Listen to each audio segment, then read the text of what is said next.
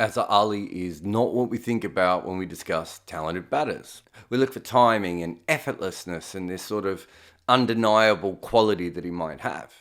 Weirdly, we rarely talk about patience, concentration, or the other strengths we see as, I suppose, personality rather than actual batting. That means that almost everything that Azhar is actually very good at, people don't really rate.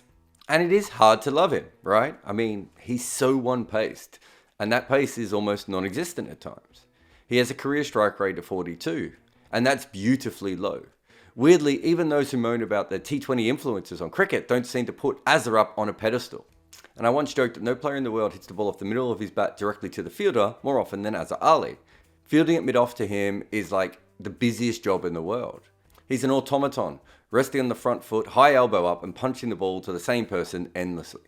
In some ways, he's like one of the more graceful number 8 you'll ever see, who just worked out how to be better than that and to make more runs than that. And obviously, this sort of slow, limited batting would make him an unlikely person to be one of the best batters on the planet. But in the 4 years from 2014 to 2018, it would be hard to argue that he wasn't. In that period, he made over 3,000 runs from only 31 matches, averaging 54. But maybe more impressive was the fact that he scored hundreds in so many different places. And 19 of his tests in that period were overseas. I suppose technically all of his tests were overseas because Pakistan weren't playing at home, but you get my point. He picked up a double hundred in Bangladesh, 100 in Sri Lanka and England, and a double in Australia and 2 more hundreds in the West Indies. It would be hard to hear all that and conclude that he's not been fantastic for Pakistan. Although during most of that period, Pakistan fans often thought he wasn't fantastic. And I think a lot of that does come back to his incredible one-pace nature.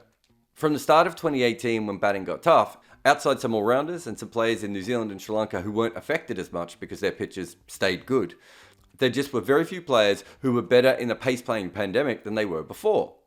But of those who were hit, percentage-wise, Azhar Ali was just terrible. He dropped over 20 runs from his average. But I think the more stark thing is actually the runs. He only played 2 fewer tests in this period than he did in the 4 years prior. And in those 4 years, he made almost half as many runs. That's an incredible drop. And Azhar in his golden period was actually better against pace than spin, although it was pretty close. Either way, averaging almost 60 against pace over 4 years is a remarkable effort. And it is worth looking at how he has gone since. Oh, that is bad. I mean, he's had a drop against spin too, but not like this. You can't really make a lot of runs at the top of the order if you're averaging 30 against seam bowling. And to get this much worse than before is actually incredible. And it's worth looking at how good he was against line and length in the period before. He has one real weakness here, the length balls on the stumps. And that's fine. Most good batters have this. And if it's the only one, not a problem. And again, he averaged 27 there, so not the biggest concern. But when you look at the following 4 years, he averaged around that mark for it again, but also around that mark for length outside off stump, short of a good length outside off stump, and most worryingly, he averaged 22 when you go straight and full team. This one here is really from the wobble ball. This one really shouldn't be. And I don't think there's really any excuse for a top order batter to be averaging 22 from full balls on the stumps. He basically found 2 extra weaknesses in this period. And when you look at length alone, well, this is the really easy one. Before, he was averaging above 40 for every length from seam bowling, and now he's not averaging 40 for any of them. He had one small defendable weakness before, and now you can attack him in so many different ways. Let's say you start with full and straight, and if that stops, you can go back to length around the stumps, and if that isn't working, hit the pitch on the back of a length, and of course, for any of these methods, you can also throw in some bouncers. I did just have a quick look at his setup to see how much he's changed, because I do feel like he's a batter that probably changes little things a lot. This is him batting in 2016, peak Azhar Ali, when he made the double century at Melbourne. Look how straight his bat is right here. It's right over the top of off stump, and it's quite high. This is a clip of him in this very test. Now remember, he made big runs in both of these matches, and they are years apart on different surfaces. But there is a big change here. But the real point here is that Azhar Ali is always working on his technique a little bit, because if you're someone like him, you kind of have to. His career is built on him getting everything he can out of each innings. And during the pace-playing pandemic, that kind of stopped. He doesn't have a lifetime of being a star batter. He was a leg spinner when he was growing up. And every time I say something like this, there's always a comment somewhere where people go, oh wow, Steve Smith, he was picked as a leg spinner too.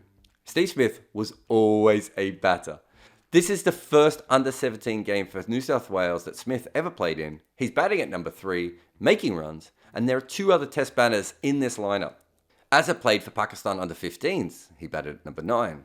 Around that time, he played representative cricket and batted at number 11. He was also a number 8 in Lahore under 19s and debuted in first-class cricket as a number 9. Steve Smith was making runs all the way through age group cricket, and when he got picked to play for Australia as a leg spinner, he was already averaging 56 with a bat at that time.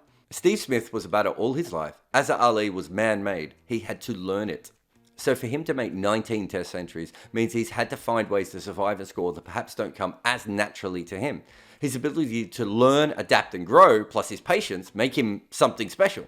To maintain a test career, Azhar is having to continually stay ahead of the bowlers and the analysts in the world. When the wobble ball came in, that probably got a lot tougher.